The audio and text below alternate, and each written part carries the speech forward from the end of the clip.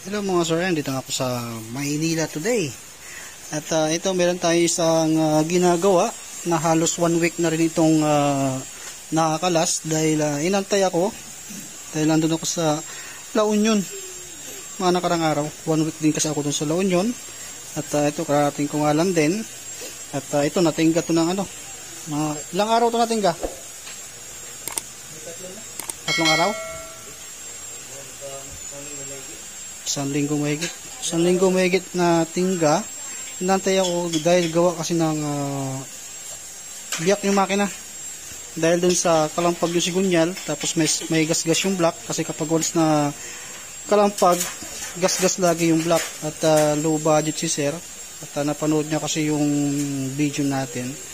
At ayun nga, inantay ako. At ang gagawin ko naman sa kanya, kung ano yung napanood niya dun sa video na binigyan ko ng sigunyal, ganun din yung gagawin ko dito. At naka-prepare na nga rin yung sigunyal bearing. Tapos ito yung ipapalit ko dun sa sigunyal niya, na ang problema nung sa kanya kasi ay kalampag. At itong side na to, problema naman nito, kaya tinanggal ko na dahil connecting rod yung kanyang problema. Mapapansin yung dami kong mga sigunyal dyan. Dyan ko kinukuha in case na low budget. Kapag mayroon tayong makuha lang dyan, ayun, ibibigay ko na lang sa inyo. At ako na rin ang gagawa para kahit paano ay hindi mapagasto si sir ng malaki. Ang sisingilin ko dito mga sir, lahat na libre na yung sigunyal, pati yung bearing. Sisingilin ko siya ng 8.5 kasama na yung labor with warranty pa yun mga sir. Basta hindi mapabayaan sa langis kasi alam nyo naman kahit na original yung ilagay mong pisa, kung mapabayaan mo sa langis, sisirain at sisirain pa rin yan. Ito, pakita ko sa inyo yung kanyang sigunyal mga sir na kalampag. Kapag kalampag kasi mga sir, ito naisasalpak mo siya ng kamay lang, na dapat hindi mo ito maisasalpak ng kamay mo, kailangan pang i-press or tuktukan to para may lubog, tapos siswing-swing na. Kaya ngayon tatanggalin ko yung side na to.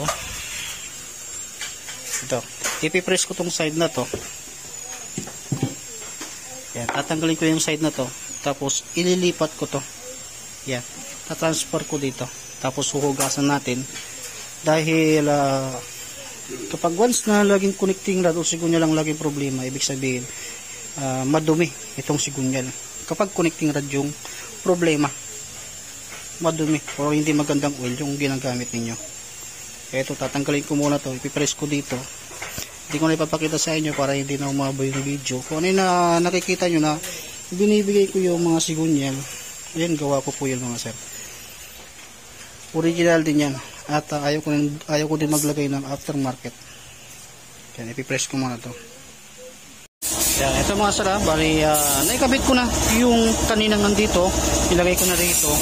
At ito yung pinagtanggalan natin na maluwag yung kanyang bearing. Ayan, ayan, maluwag. Tapos ngayon susubok na natin yung yung binigay ko sa kanya. Original din naman to mga sir, at ayaw ko naman din maglagay ng aftermarket or local. Yan, bagong bearing. Gagamitin natin, pansin nyo, ayan. Yan, hindi mo siya maipasok. Tapos test tayo ng ng bang bearing. Yan.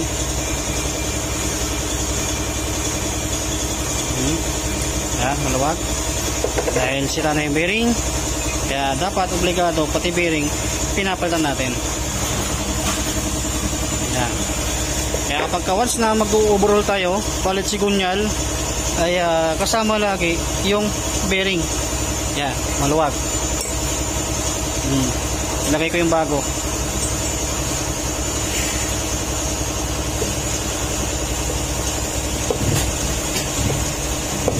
Yan, ipapasok ko na. Yan. Kunti na lang. Yan yung dumi. Kaya pinalitan ko siya. Kaya ito, Nilulubog ko na to at para ma-align ko na rin to. Ito na mga sala, na press ko na siya. Ayan, ito na yung bearing natin. Ayan, pitted na. Ito yung pinagtanggalan natin at yung bearing nya. At ngayon isasalpak na natin to.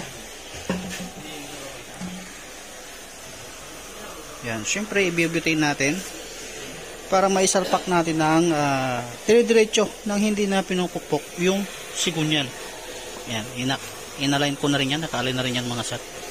Painitin nyo ng sa loob ng 15 minutes para maisalpak nyo ng maayos yung sigunyal. Tapos mamaya bubuin natin. At yun nandoon, yun po yung block. Dalawa kasi yan, yung isa para dito yan.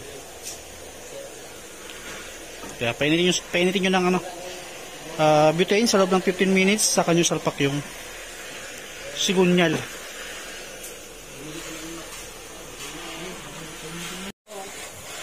Okay, tara. Yan, shoot na shoot. At syempre, paalamigin natin dahil sobrang init yan, dahil ginamitan natin ng butane. Saka lagyan natin ng beta gray, yung ginagamit natin pang sealant.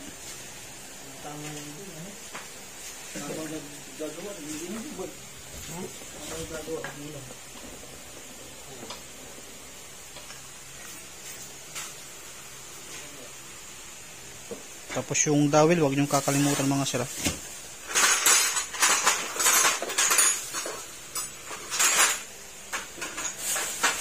Ito na mga sir, nalagyan na natin yung crankcase na isa niya. At papalitan na natin yung bagong block. Papalitan na natin yung bagong block doon. Tatanggalin na natin yung mga hose. Tapos oil seal, piston ring gasket, lahat. Pati water pump. Kaso nga lang ibukod yung sa water pump nga lang kasi iba yung price ng water pump. Para matapos na rin natin to kasi ako lang yung hinintay nito. 1 week din. Ibabalik-balik siya. Kaso laging akong wala. Naabutan niya, ayun, yung baboy. Poging baboy na Buda. Sir, mag-subscribe. Huwag kayo mag-subscribe. Buti kayo. Magalit na.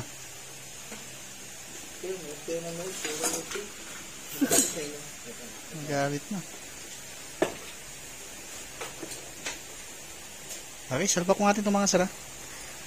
Tapos kapit natin mamaya-maya yung piston ring, saka block, cylinder head.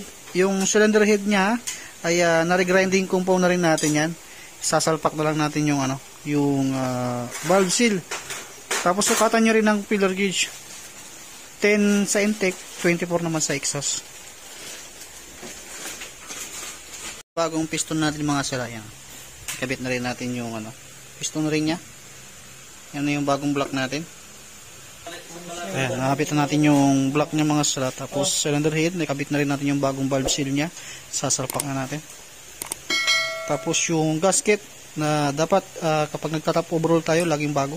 Saka yung dowel, huwag nyo kakalimutan din para hindi mo deform yung block saka yung head natin. Para hindi mag-overheat.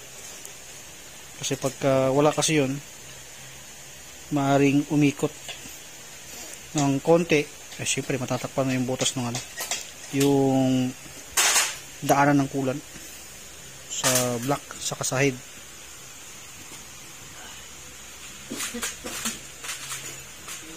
Ayan, pitan na natin gamit ang torque wrench para siyang higpit. Ito yung bago nating water pump at yun ang luma, tatanggalin natin dahil isa rin yan sa nakita natin na defective. Kapag kasi hindi natin yan pinalitan, yan ang magiging susunod niyang problema. Maghahalo yung langis saka yung coolant. Siyempre bago yung block, alam nyo naman, pagka naghalo yung langis saka coolant, kung hindi naagapan, magagasgasan yung bagong block natin, pati yung sigunyal madamay na rin dyan. Kaya yan, sinabay na rin natin yan. At aware naman si customer kasi panaalam din natin na kapag may nakita kaming hindi maganda at alam din namin na hindi siya pwede or tatagal sa motor ninyo at gumastos lang din naman kayo kung nakakabuti sa motor, mas maganda palitan nyo na rin.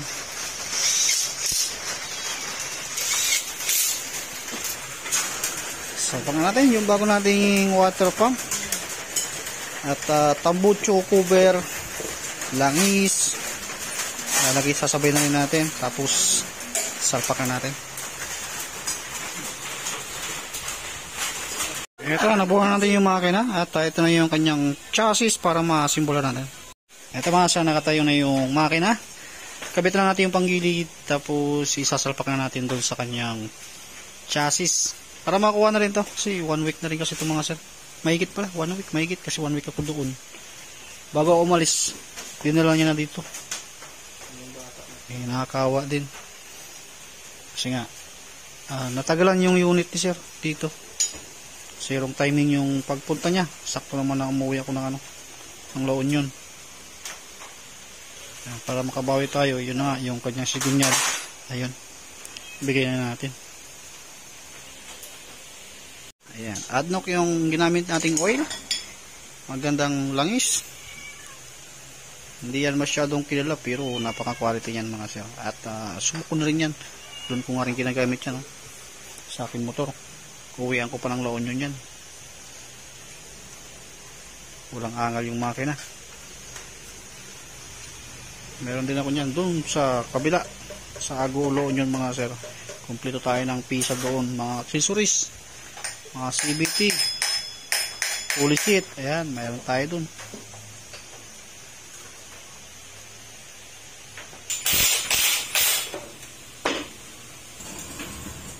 Ayan, pagkasamayan na natin yung makina to chassis para mapanda na rin natin to. At bukas, ayan, mapakuha na rin natin para magamit niya na rin to. Sigurado meron siyang ganong sa likuran. Malamang ba ginagamit niya ang to, grab o di kaya lalamove. Siyempre napaka-importante yung motor, kaya kailangan natin medyo palinsya na dun sa sa may-ari nito, kasi ako lang talaga yung nantay niya.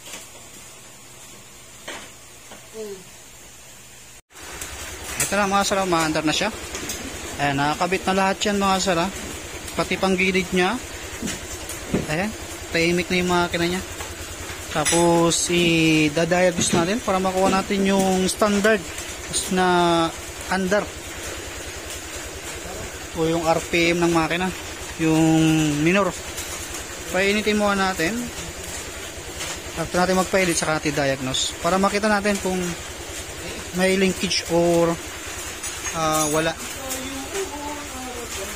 Ayun siya na sir sa may-ari nito.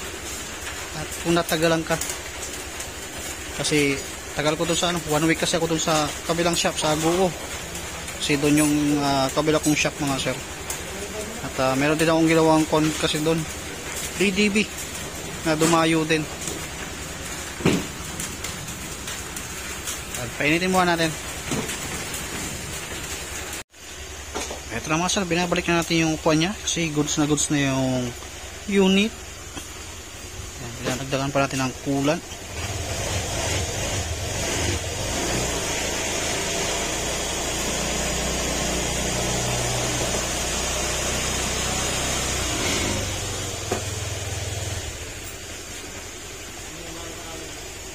Goods na siya. Pwede natin makakuha bukas. Yan. Bali hanggang dito na lang yung video natin mga sir. At okay na tayo dito. Tapos na.